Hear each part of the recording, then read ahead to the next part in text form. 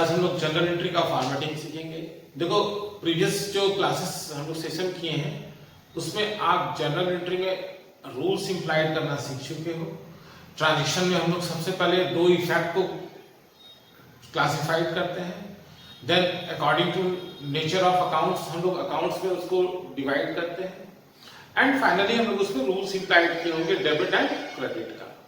देखो वो तो ट्रांजेक्शन का एनालिसिस हुआ, लेकिन प्रैक्टिकली अपने को जो जर्नल एंट्री पास करते हैं, जब जर्नल बनाते हैं तो उसको एक सिस्टमेटिक वे में रिकॉर्ड करना पड़ता है। किसी भी ट्रांजेक्शन के डेबिट अकाउंट को पहले लिखते हैं, क्रेडिट अकाउंट को बाद में लिखते हैं।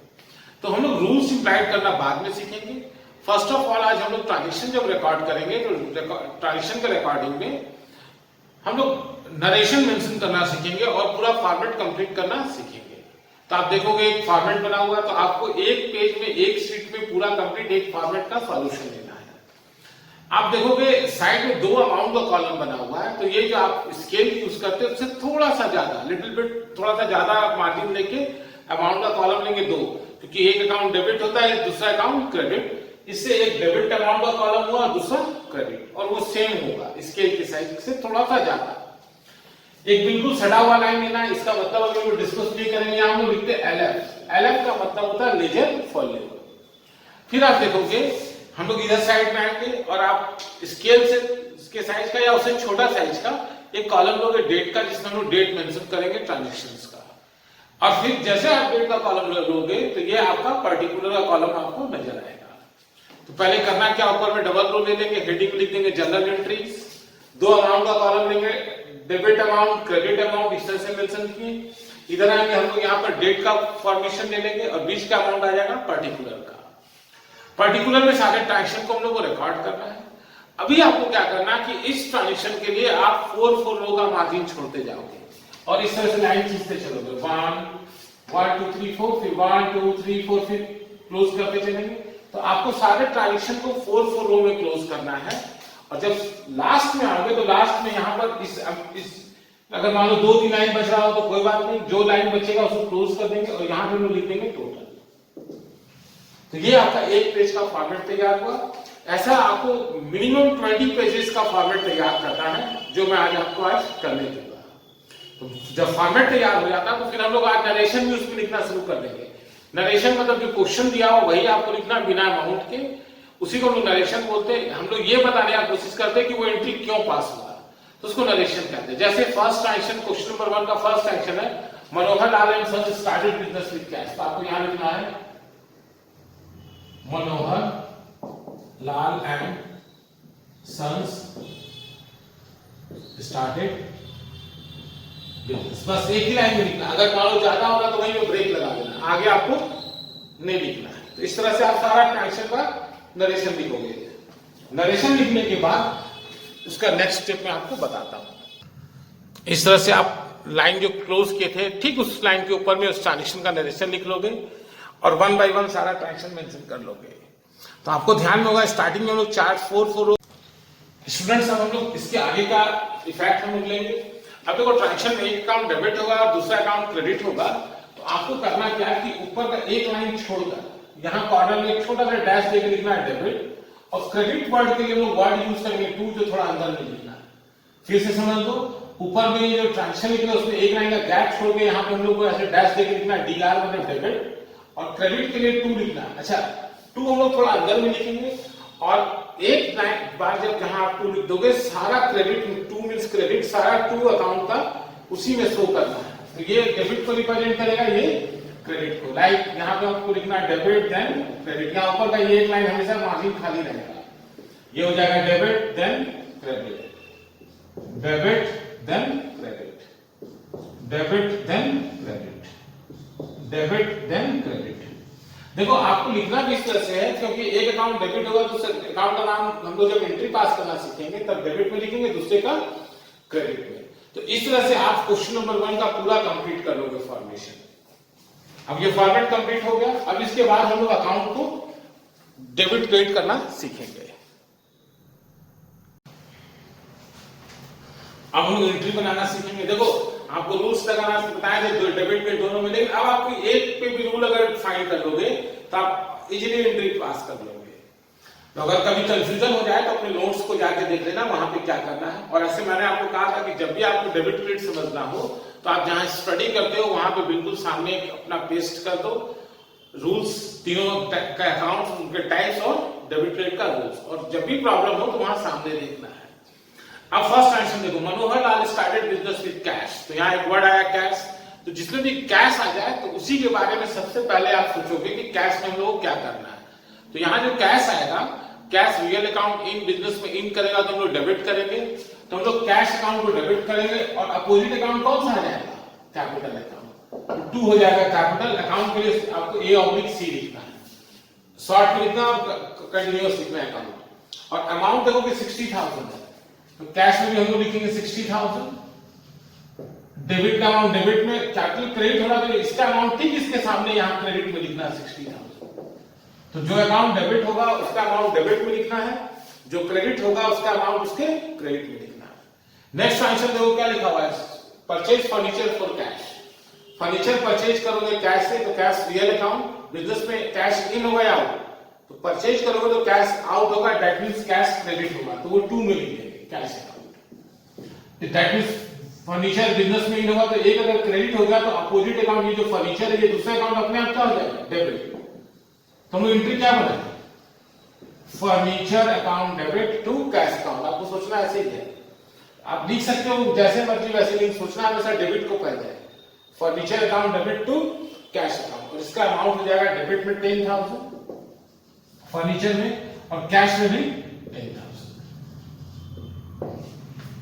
नेक्स्ट ट्रांजेक्शन लिखा हुआ है परचेज गुड्स फॉर कैश। देखो परचेज ऑलरेडी डेबिट होगा क्योंकि परचेज करोगे बिजनेस में स्टॉक इन होगा, और अगर स्टॉक इन होगा तो वो आपके लिए रियल अकाउंट डेबिट हो जाएगा। तो परचेजेज, अच्छा कैश आउट होगा इसे कैश क्रेडिट हो जाएगा। Purchases account debit to cash account. और आप जो गुड्स परचेज कर रहे हैं वो 25,000 रुपए का है, 25,000 है 25,000। नेक्स्ट ट्रांजेक्शन में आएंगे बाउट गुड्स फ्रॉम कमलेश। तो गुड्स परचेज करोगे किससे? कमलेश से। तो परचेज करोगे तो स्टॉक इंक्रीज होगा, स्टॉक इन होगा, परचेजेज अकाउंट डेबिट, और ये डेबिट लिखा हुआ है। और 2 आपको अपोजिट अकाउंट किसको लिखना है? गिवन यहाँ कौन है? कमलेश। तो अगर एक अकाउंट डेबिट होगा तो उसका अपोजिट अकाउंट ऑलवेज क्रेडिट होगा। नेक्स्ट लिखा हुआ है सोल्ड गुड्स फॉर कैश। अब वो गुड्स अगर हम लोग कैश में सेल करेंगे तो कैश बिजनेस से इन होगा या आउट? ऑब्वियसली बिजनेस में इन आएगा, तो हम लोग कैश को क्या करेंगे? डेबिट कर देंगे, cash account debit. Opposite account कौन सा हुआ यहाँ पर? सोल्ड पास्ट टेंस है, इसका प्रेजेंट टेंस सेल्स होगा, हम लोग लिखेंगे cash account debit to sales account. एक बात आप याद रखना, परचेज हमेशा डेबिट होगा, सेल्स हमेशा क्रेडिट होगा। अमाउंट इसका आ जाएगा 36,000, ये 15,000 था, ये 36,000। डेबिट का अमाउंट डेबिट में, क्रेडिट का अमाउंट क्रेडिट में, दोनों का बराबर में मत लिख देना, और ये दोनों साइड का टोटल हमेशा बराबर होता है। Next sold goods to honey. फिर गुड्स सेल करेंगे हनी को, तो गुड्स मेरे पास से आउट होगा, तो सेल्स को हम लोग क्या करेंगे? सेल्स को हम लोग क्रेडिट कर देंगे। बताओ गुड्स किसको सेल हुआ? हरी को, तो हरी डेबिट द रिसीवर। तो अगर एक अकाउंट क्रेडिट होगा तो हरी का अकाउंट अपने आप क्या होगा? डेबिट। तो मेरा एंट्री क्या बना? Hari account debit to sales account, और इसमें हम लोग अमाउंट डाल देंगे 30,000।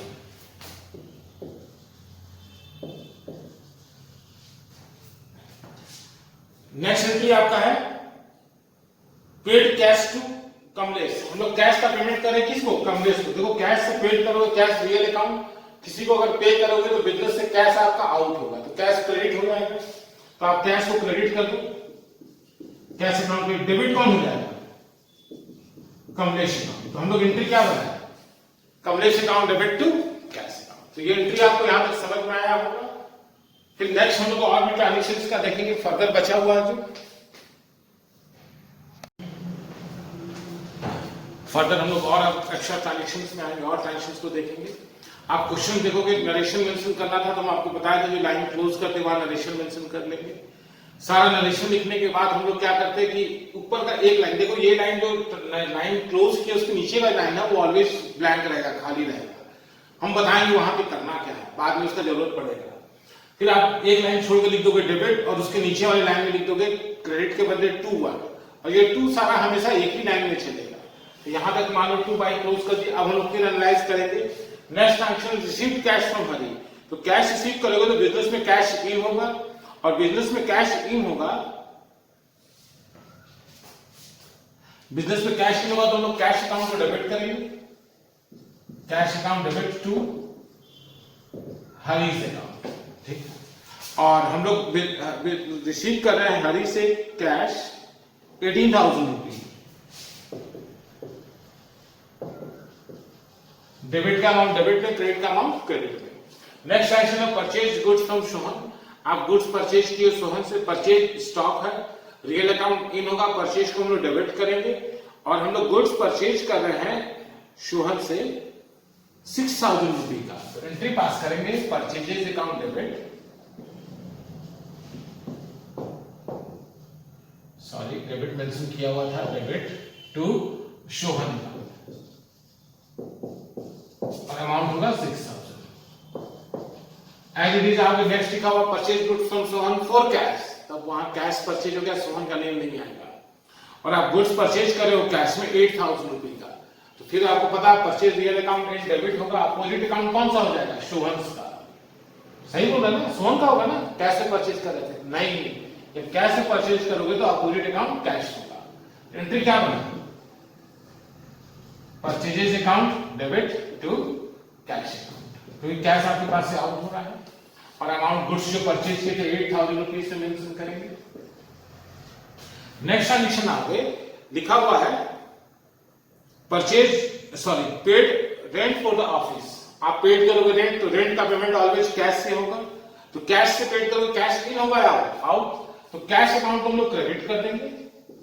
तो बताओ अपोजिट अकाउंट कौन सा होगा? Rent, nominal account, expenses. तो डेबिट कौन सा अकाउंट होगा? रेंट। तो एंट्री क्या बना? Rent account debit to cash account और अमाउंट आ जाएगा 1,000। नेक्स्ट आप लिख रहे हो रिसीव्ड कमीशन, तो आप रिसीव करोगे कमीशन कैश से, तो जो कमीशन रिसीव करोगे तो कमीशन रिसीव नॉमिनल अकाउंट है, according to nominal account incomes को हम लोग क्रेडिट करते हैं एंड जो रिसीव करोगे in form of cash, cash account को आप डेबिट कर दोगे। एंट्री पास हुआ cash account debit to commission received account और अमाउंट चला जाएगा 750 एंड 750। नेक्स्ट ट्रांजैक्शन है पेड सैलरी टू गोपाल। अब देखो सैलरी का पेमेंट हो रहा है वो भी गोपाल को, और गोपाल को सैलरी का पेमेंट करोगे तो कैश आपके बिजनेस से आउट होगा, तो कैश को लोग क्रेडिट कर देंगे, कैश अकाउंट क्रेडिट। अच्छा पेमेंट कैश का कर रहे हो? सैलरी का देना, गोपाल मत लिख देना। सैलरी का पेमेंट हो रहा तो आपके लिए नॉमिनल अकाउंट सैलरी ही आएगा। तो एंट्री पास होगा salary account debit to cash account और आप इसका अमाउंट देखोगे, आप सैलरी का जो पेमेंट किए हो वो 1200 से पेमेंट किए हो, तो ये 1200 अकाउंट चाहिए। इसी तरह नेक्स्ट एंट्री देखोगे लिखा हुआ है रिसीव्ड कैश फ्रॉम हरी 12,000, तो कैश आपके पास इन होगा, cash account debit 12,000 to Hari account 12,000। इस तरह से आप सारा एंट्री पास कर लोगे। और भी जो दो एंट्री है withdrew for cash for office for person use, तो drawings account debit to cash account होगा। नेक्स्ट है पेड वेजेस, नॉमिनल अकाउंट है wages, wages account debit to payment होगा कैश से, cash account credit, wages account debit to cash account. और last है about machinery for cash, तो machine purchase करोगे, machine real account in होगा, machinery account debit to cash account.